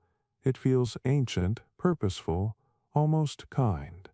You realize that maybe this same wind carried messages across battlefields, cooled dying fires, and filled sails that brought news from distant lands. The very air that's tormenting you now might have touched kings and beggars alike. It's humbling and slightly annoying. You breathe out slowly, watching your breath dissolve into the gust like a tiny offering. "All right," you whisper. "I get it. You win, but thanks for the view." The wind answers with a low, humming moan that could almost be approval or laughter again. Who knows? When it finally calms, leaving only a faint murmur along the stones, you feel oddly triumphant. You survived the invisible enemy. You pull your cloak tighter, pat the wall like an old friend, and grin into the darkness. The castle seems to exhale with you, its towers humming quietly in the lull. For the first time all night, the silence isn't empty. It's earned, and as another faint draft curls past your cheek, you murmur, "Nice try, old friend, and keep your post." Every castle worth its salt has animals, some official, most accidental. And when you've been awake for 12 hours in sub-zero air, even the accidental ones start to feel like coworkers. Tonight you hear the faint shuffle of paws before you see anything. Out of the gloom lumbers the garrison dog, a battered old hound named Barlow who looks like he was carved out of soot and patience. His breath puffs in small white clouds as he sits beside your boots with the weary dignity of someone who's seen it all. You scratch his ears through your glove, and he leans in without looking at you, both of you pretending it's a professional arrangement. Barlow's job, theoretically, is to bark at intruders. In practice, he barks at weather. If the wind changes, he growls. If snow falls too hard, he sighs like an old man betrayed by the sky. He's part alarm system, part therapist. You pour a splash of what used to be ale into a tin cup and set it near him. He sniffs, sneezes, and gives you a look that clearly says amateur. You laugh softly. It feels good to make noise that isn't your teeth chattering. Rats, of course, remain the dominant species here, but they keep their distance when the dog's around. Somewhere in the courtyard, a stable cat yowls, probably fighting a shadow or making profound philosophical points about hunger. Cats in castles are a law unto themselves. They belong to no one, eat better than most guards, and sleep in the hayloft like royalty. Historians call them vermin control assets. You call them freeloaders with charisma. One even has a name, Duchess. She once stole an entire pigeon from the kitchen and dropped the remains on the captain's boots, a gesture scholars would later interpret as either tribute or rebellion. Birds join the roster, too. Ravens perched on parapets, owls gliding silently between towers. You start noticing them more once loneliness takes root. They're the only creatures who seem comfortable with the night. There's an old superstition among watchmen that a raven circling the walls means a good shift, while an owl landing on the battlements foretells bad luck. Tonight you get both, a raven's shadow passing overhead, then an owl landing 10 feet away, tilting its head like it's evaluating your performance. Evening, you whisper. The owl blinks once, judgmentally, and flies off. Feedback noted. You add, a forgotten entry in a 14th century muster roll lists 2 hounds, 3 cats, 1 goose among the personnel of a frontier fort. The goose, according to marginal notes, was remarkably vigilant. You believe it. Nothing screams like a goose-spotting movement at midnight. You imagine some poor sentry in the dark whispering, "Who goes there?" only to be answered by furious honking. Perhaps that's why geese were considered sacred guards in ancient Rome. Proof that across cultures everyone appreciates an animal too angry to sleep. Barlow stretches, yawns, and presses his head against your leg. You can feel the warmth radiating through your cloak. You remember stories of soldiers who slept huddled with dogs during winter campaigns. Some chroniclers called them living blankets with loyalty. You never really understood the phrase until now. The dog doesn't ask for glory or pay, just a bit of company and the occasional scrap. In return, he keeps you tethered to something alive, something not made of stone or steel. When dawn starts teasing the horizon, the animals sense it first. The cats emerge from the shadows, tails high. The ravens take off toward the forest. The horses in the stables begin their soft, rhythmic snorts. Even the rats seem to retreat to warmer corners. You realize the castle isn't just stone. It's an ecosystem, stubbornly thriving against the cold. And you, somehow, are part of it. Barlow nudges your hand one last time before trotting down the stairs toward the kitchens, probably to extort breakfast. You watch him go, smiling. "Tell them I said 2 bowls," you whisper. Then you turn back to the wall, listening to the faint sounds of life stirring below. The night's nearly over, but you're not alone anymore. You tighten your cloak, glance once at the retreating moon, and think, maybe that's the real secret of surviving the cold. Find something warm to guard besides a wall. Somewhere between the 5th and 6th hour before dawn, Conversation dies again. Words turn brittle in the frost. Even jokes snap in half. That's usually when someone, always the same someone, starts humming. It's never planned, never announced, just a quiet thread of sound sneaking into the cold. Tonight it's Gareth, down by the East Tower, croaking out the first line of a tune every guard in Christendom knows. When the hearth is far, and the stars are near, his voice wobbles at first, then steadies, and soon a few others join in. You do too, not because you can sing, but because silence needs company. Singing on watch is technically discouraged. The captain claims it distracts from vigilance, but history tells a different story. Chroniclers of the 100 Years' War mention night sentries keeping time with low wordless chants, believing rhythm kept frost from creeping into the heart. One account from a Danish fortress describes guards who sang rounds about onions, pigs, or weather, anything that rhymed. Scholars still argue whether this counted as discipline or therapy. You're voting for therapy. The melody tonight is rough but honest. The sound rolls along the wall like smoke, half music, half breath. The lyrics change depending on who's leading. One verse about lost sweethearts, another about soup that could dissolve armor, and a third, invented on the spot, about a man so cold he proposed to a candle. You laugh, the kind of laugh that fogs the air and warms the lungs. For a brief moment, the castle doesn't feel like a prison. It feels like a tavern without a roof. Music has always been a soldier's rebellion. There's a fringe theory that marching songs evolved from guard chants like these, born from boredom and frostbite rather than glory. Archaeologists even found scratched notations on a fortress beam near Rouen, crudely carved music lines labeled Watchman's Tune. No lyrics survived, but the rhythm suggests something slow and circular, meant to fill long hours rather than stir courage. You wonder if you're unconsciously humming the same pattern now, centuries echoing through your teeth. The wind tries to interrupt, tossing the sound around, but the men adapt. Voices drop lower, melodies shorten. The castle itself seems to hum along, the vibration of boots on stone creating a bass line. It's terrible harmony, really, but it feels like triumph.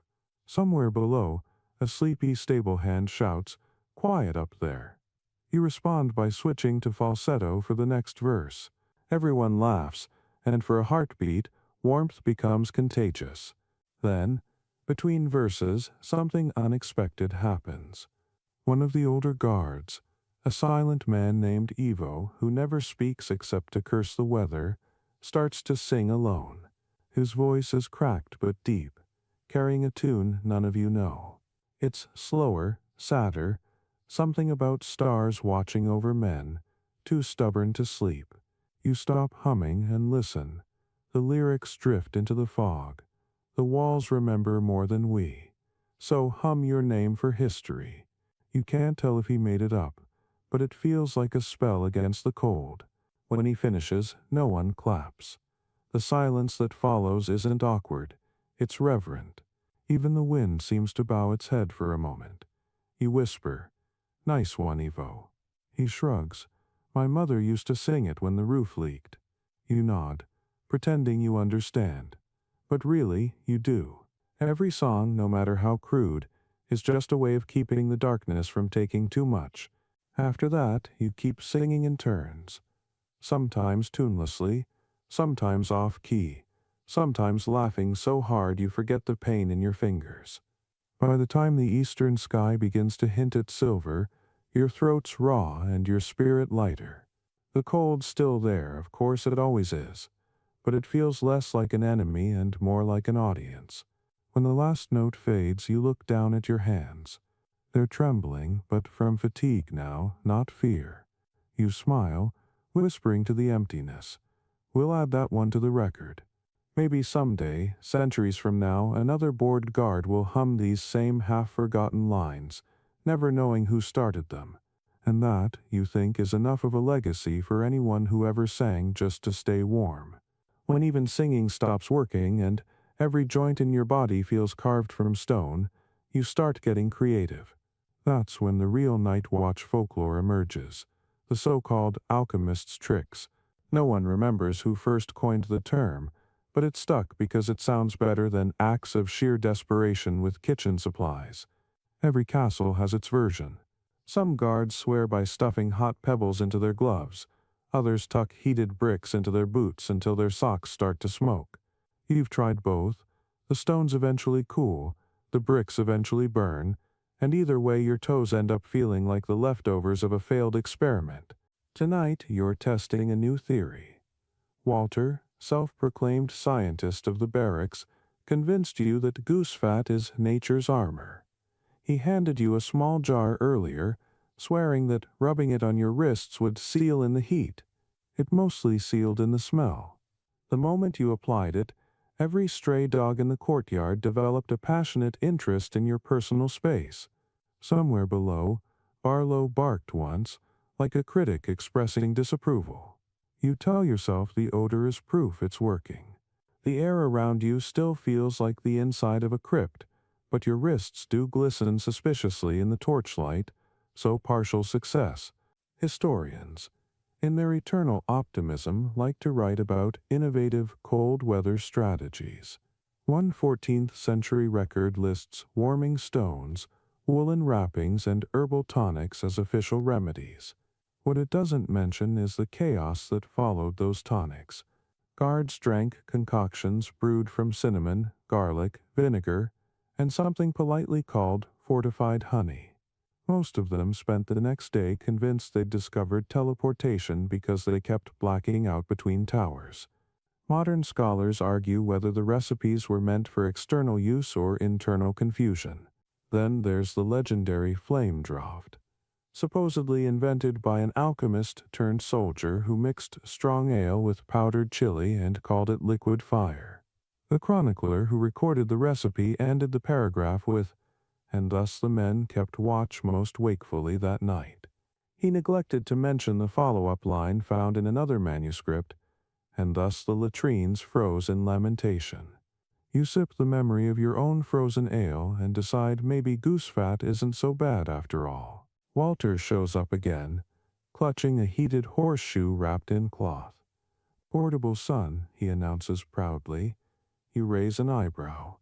"Or third-degree burns." He shrugs. "Progress requires risk." He sets it near the brazier, watching the metal glow faintly red, and grins like he's tamed the elements. You both crouch over it for a minute, feeling genuine heat for the first time in hours. It's glorious. You could almost cry, but that would freeze instantly and ruin the moment. "We should patent this," he says. "Call it the warm shoe." "Perfect," you reply, because no one's ever tried shoes before. A fringe historical theory claims some guards experimented with heat lenses, polished metal discs designed to reflect torchlight into concentrated warmth. Archaeologists found fragments of these in a ruined fortress in Bohemia, warped and melted together. The report's final line simply reads, "Experiment failed dramatically." You imagine two guards watching their invention burst into flames and nod sympathetically. Been there. Your own final trick is simpler. You fill a small leather pouch with the ashes from the brazier, tie it tight, and slip it inside your cloak. It radiates a subtle, steady warmth, and the smell of smoke clings to you like an old friend. You wonder why nobody wrote this down in the manuals. Maybe because true comfort in winter isn't about grand invention, it's about finding something, anything, that reminds your body it's still alive. When the wind dies for a moment, you test your breath against the air. It no longer bites quite as sharply. The goose fat, the heated horseshoe, the ash pouch, all ridiculous, all effective in their own stubborn ways. You glance at Walter, whose eyebrows are now slightly singed but whose grin remains unbroken. "See," he says, "science." You chuckle. "If we survive this, we're publishing a book." Above you, a single star peeks through the clouds, glimmering like approval from the heavens or maybe just pity. You decide to take it as a sign either way. The fire hisses, the horseshoe dims, and the night slips quietly toward morning. You whisper to yourself, half joking, half sincere. Remember this, future historians. Warmth is an art form. Then you tuck the pouch closer to your chest, close your eyes for 3 stolen seconds, and let the alchemist's warmth, imperfect, improvised, undeniably human, do its small miracle. At some point in the endless night, your sense of time stops working. The moon hangs too long in one place. The stars refuse to move. Seconds stretch into hours. Hours shrink into blinks, and you start counting reality and whatever still changes. The slow drip of melting frost, the dimming of a torch, the ache in your knees. There's no clock here, no chime to mark the hours, just sound and repetition. Drip, crack, sigh. The rhythm becomes your heartbeat. You start naming the drips. Edward, Margaret, still not dawn. They're your co-workers now. Historians like to say medieval guards measured time by the burning of torches. Technically true, but they fail to mention that torches burn unpredictably when soaked by fog. You can't schedule eternity with soggy fire. So guards made up their own systems. Some counted their breaths. Others memorized prayers or verses to measure an hour. There's a chronicle from a Norman keep describing a watchman who recited the Lord's Prayer 117 times nightly, believing that added up to dawn. You've tried it. You got to 30 before forgetting which saint handled insomnia. Another popular trick was dripping water into a metal bowl, each sound a tiny clock tick. The Romans invented water clocks centuries earlier. You, without realizing it, have recreated one using melted ice and a bucket meant for soup. Innovation through despair. You stare at your makeshift clock now, listening to each drop echo inside the empty metal. It's hypnotic, almost holy. Every splash marks a moment survived. You realize you've built a machine powered by patience. Somewhere, the castle alchemist would be proud or horrified, depending on hygiene standards. Walter looks at your contraption, smirks, and says, "You've gone mad." You grin back, "Possibly, but I'm punctual." The mind plays tricks in these long gaps. You start to feel time rather than see it. The first few hours of the night are sharp, torches bright, muscles awake, the world crisp and alive. Then comes the middle stretch where everything dulls. That's when the cold turns from sensation to philosophy, and the only movement left is condensation forming on your armor. You start noticing microscopic changes, how frost grows along the edge of your gauntlet, how the stars drift an inch westward, how the silence between drips seems longer each time. You whisper, almost mourning, even when you know it's a lie. There's an open scholarly debate, still unresolved, about whether guards developed an internal rhythm after years of this monotony. Some claim veteran watchmen could sense the approach of dawn the way sailors sense tides. Others argue it was just wishful thinking. You decide to believe both, because right now you can feel something shifting. The air's still cold, but it's softer somehow, carrying a faint scent of thawing earth. The torches burn steadier. Even the drips slow, thickening as ice clings to the edges. Time itself seems to be holding its breath, as if waiting for permission to start again. You close your eyes and let the rhythm carry you. Drip, crack, exhale. The sound no longer measures hours. It measures endurance. Each drop says, still here, still here. And that's enough. When you open your eyes again, the horizon glows faintly gray. You can't call it sunrise yet, but it's close, the ghost of morning peeking through the fog. You look down at your little water clock, now frozen over, its surface reflecting the faint light. The last drip clings stubbornly to the rim, trembling but refusing to fall. You smile. "Good job, Edward," you whisper. Then, as if on cue, the drop lets go, falls, and vanishes into silence. Your final second of the night, perfectly measured. Then it happens. The light finally comes, not all at once but in thin gray sheets that creep over the parapet. You blink against it, because after so many hours of darkness, even dawn feels like an intruder. The snow, invisible all night, now blazes white with reflected fire. It's almost painful. Your eyes water instantly. Your head throbs. You squint, muttering, "Great. Survived the night just to be murdered by daylight." The castle, which had seemed like a ghostly shape beneath the moon, now looks startlingly real. Rough stones, soot-streaked towers, icicles glittering like glass teeth. You suddenly realize how filthy everything is, how exhausted you look, and how much beauty hides inside all that ruin. Snow blindness isn't just a poet's term, it's real, and it's vicious. You blink hard, but the white glare eats at your vision. Historians have records of medieval guards wearing cloth bands over their eyes, slitted like primitive sunglasses. You wish you had one right now. Instead, you shade your face with your cloak and curse the irony of being too cold to enjoy warmth. The world has gone from black and silver to white and gold in minutes, and your body hasn't caught up. You've spent so long bracing against night that the day feels like an ambush. Walter trudges up beside you, hair frosted stiff, blinking just as furiously. "Beautiful, isn't it?" he says in a voice that suggests the opposite. You nod, like being punched by angels. He laughs weakly, his breath forming a halo that the wind steals immediately.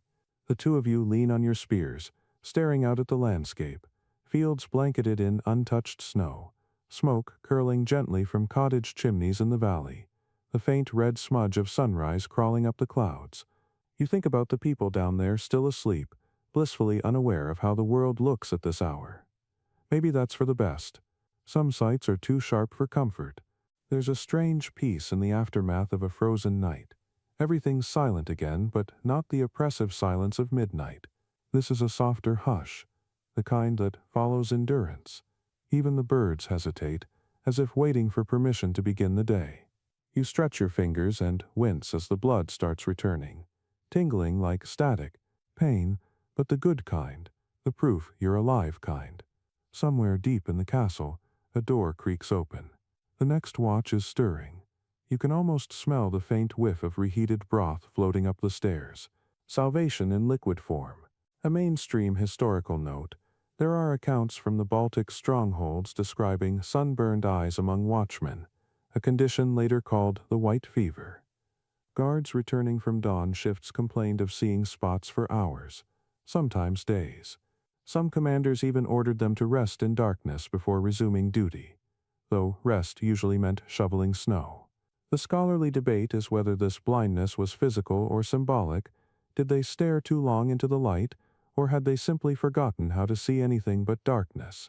You like the poetic version better. The wind softens into a sigh, carrying the faint chime of a chapel bell below. A dog barks once, sharp and certain. The castle begins to wake. You pull your cloak tighter, your body stiff but lighter somehow, the night's weight melting away like ice on a forge. For the first time in hours, you can feel your heartbeat in rhythm with the world again. You look at the snow one last time, shimmering like powdered glass. You win, you tell it quietly, but I'm still standing. Then you grin, because it's true. You've survived the shift, the storm, the silence, the cold. You blink against the blinding light and whisper, "All right, day, your turn." The sun rises fully, and the castle, for a moment, glows like something alive. The first thing you hear is footsteps. Real ones. This time, not echoes or hallucinations. They're slow, steady, accompanied by the clatter of armor and the soft curses of men too tired to pretend they're enthusiastic. You glance down the stairs and see the next watch trudging up, eyes half closed, cheeks red with the kind of heat that only exists in kitchens. They look like angels, if angels carried steaming mugs of something vaguely edible.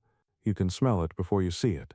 Weak ale, reheated broth, maybe even a whiff of bacon if the cook was feeling charitable.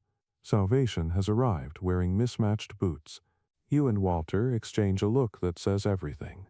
No words needed. You made it. You survived another shift. The newcomers nod at you with the solemn respect of soldiers who know exactly what kind of misery they're inheriting. One of them mutters, "Quiet night," and you answer, "Loud silence." It's a veteran's way of saying nothing tried to kill us, but we almost died anyway. The captain appears behind them, rubbing his hands briskly, face unreadable. "Changeover complete in 5 minutes," he says. His tone is sharp, but you think you catch a flicker of sympathy in his eyes, or maybe that's just dawn playing tricks. Relief shifts are an ancient ritual. Every fortress had them. Every chronicle mentions them, only briefly, as if it were routine. Yet there's nothing routine about handing over the night. It's a small ceremony of endurance. Proof that the system, the people, the stones themselves still work. A scribe in a 15th century garrison once wrote, "The dawn men walk as if rising from graves." You think that sounds dramatic until you watch them emerge through the fog, wrapped in smoke, blinking against the light. The new guard named Simon drops his spear, mumbles an apology, and immediately slips on the frozen stones. Everyone laughs, too tired to be cruel, just relieved to have something human happen. Walter claps him on the back and says, "Welcome to the wall. Don't lick the iron." It's traditional advice. Someone always has to say it. You hand Simon your post, explaining where the torch sputters and which patch of wall likes to whisper when the wind's right. He nods dutifully, not listening, already thinking about breakfast. Then comes the exchange of cloaks. Not official policy, but habit. You peel yours off, stiff, heavy, reeking of smoke and goose fat, and throw it over the nearest brazier for the next man to claim. The warmth that seeps through your shirt is immediate, shocking. For a second you feel lighter than air. The captain's voice cuts through. Dismissed. 2 syllables that might as well be scripture. You descend the steps, each one echoing like a drumbeat of victory. The stone smells of damp and age. The air inside the tower is warm enough to fog your vision. The contrast almost hurts. Behind you, the fresh watch takes their places, their voices faint but steady. You realize they'll repeat every thought you've had tonight. The same fears, the same songs, the same jokes, and somehow that continuity feels holy. Halfway down, Walter sighs. You ever think about how many men have done this before us? You nod. Thousands. And how many will after? Thousands more. He grins. Guess that makes us immortal. You snort. Until breakfast, maybe. At the bottom of the stair, you turn back for one last look. The wall glows faintly in the newborn sunlight, a silver spine running through the fog. The new guards look small against it, but steadfast. The castle exhales a long, low groan as the wind shifts as if stretching after sleep, and just like that, the torch passes. You step into the courtyard, where a boy with a bucket of water salutes you half awake. You nod back, too tired to speak. The smell of wood smoke and stale bread fills the air. Somewhere, a bell tolls once, a simple, merciful note announcing the day. You whisper to yourself, "Heroes indeed," though no one hears it but the walls. Then you keep walking toward the promise of heat, food, and a few stolen hours of dreamless, well-earned oblivion. Down in the lower keep, warmth hits you like a wall. Thick, smoky, almost obscene after hours in the wind. The moment your boots cross the threshold, your entire body remembers how to ache. Fingers thaw, skin prickles, and every muscle complains about being alive again. There's no grand celebration for finishing the shift, just a slow shuffle toward the benches by the hearth. You and Walter collapse there, 2 half-frozen relics melting into puddles. The first rule of the post-watch is silence. Words come later, after the thaw. Someone ladles out broth, lukewarm, salty, miraculous, and you drink it in one go. It tastes like victory mixed with ashes. The room hums with the small sounds of survival. Armor unbuckling, boots creaking, the hiss of wet cloaks steaming by the fire. One guard jokes that the smell of boiled wool should be bottled and sold as eau de fortress. Another responds that it already is, only under the name despair. You laugh weakly. Humor always returns before warmth. A stray cat weaves between legs, collecting attention and crumbs. It's Duchess again, clearly here to inspect morale. She leaps onto the table, curls into a ball, and falls asleep instantly. Proof that someone around here knows how to live. Historically, post-watch rituals were sacred in their own quiet way. Records mention warming circles, where guards sat shoulder to share heat, and bread lines, long before the term meant poverty.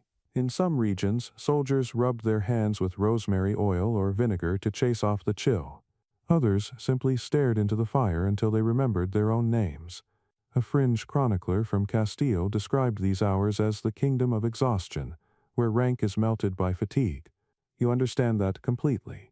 Out here, captains and commoners all stink the same. Walter stretches, groaning. You think the sun's up yet? You glance toward the narrow window, just a stripe of white light and drifting flakes. Technically, you say. He grins. Then technically, we're heroes again. He raises his mug. You clink yours against it in slow motion. Around you, other guards do the same. a small chorus of clinking pewter that sounds almost like applause. The second stage of the ritual is maintenance. Armor gets wiped down, swords checked for rust, cloaks hung near the fire. You lay out your chainmail on a stool, marveling at how much ice still clings between the links. It'll take hours to dry. You rub it with oil until the metal gleams faintly, then run a cloth over your boots. Every action is half habit, half meditation, a way of telling your body that the night is truly over. The third stage is confession, though not to any priest. You talk. Someone admits he nearly fell asleep standing up.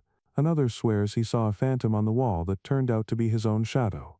Walter declares his goose-fat experiment a scientific triumph. Everyone else votes to ban further research. There's laughter again, and it feels genuine this time. The weight of the night lifts with every word. Finally comes the quiet. Men drift off where they sit, heads tilted back, mouths open, still holding mugs. The fire crackles, steady and forgiving. You stretch out on a bench, pull your cloak over yourself and close your eyes. The stone beneath you is rough, but after hours on the wall it feels softer than any feather bed. Before sleep takes you, you hear someone murmur a half-remembered tune from the night watch. It blends with the crackle of fire, the sigh of wind outside, and the soft snore of the hound curled by the door. You smile, whispering to no one in particular. Rounds over. Then, like countless guards before you, you surrender to the oldest ritual of all sleep without dreams, earned one frozen second at a time.